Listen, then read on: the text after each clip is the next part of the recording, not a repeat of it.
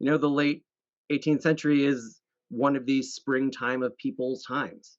You have the American Revolution, you have the French Revolution, you have the Haitian Revolution. People, especially in the Western Hemisphere, have this idea that we don't have to be colonists anymore. We can overthrow these people who are overseeing our lives in foreign capitals that we've never met, don't particularly care about our lives, but just the commodities we can produce.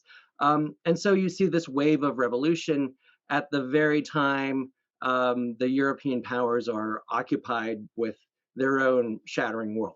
But even though this is a time of liberation, even though this is a time where much of the Spanish Empire collapses, it doesn't entirely collapse. And it will persist throughout the 19th century, literally to the end of the 19th century.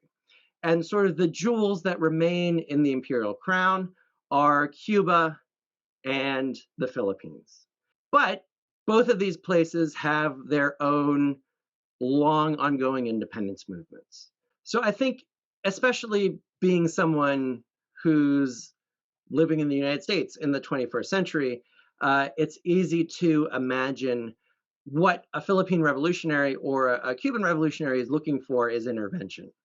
Um, I don't actually think these revolutionaries really want the US to intervene militarily on their behalf.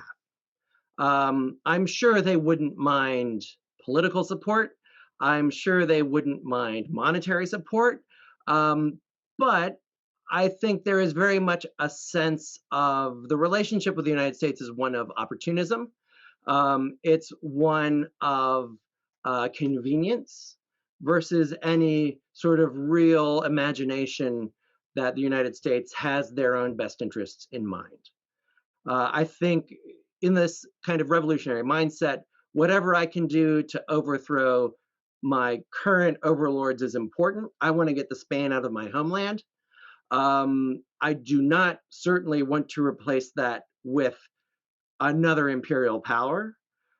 Even if the United States don't say that they're an imperial power, if you're coming into my country and setting up your own administration and appointing a governor general and having the military run the show, how is that any different than the situation I was in before the Spanish left?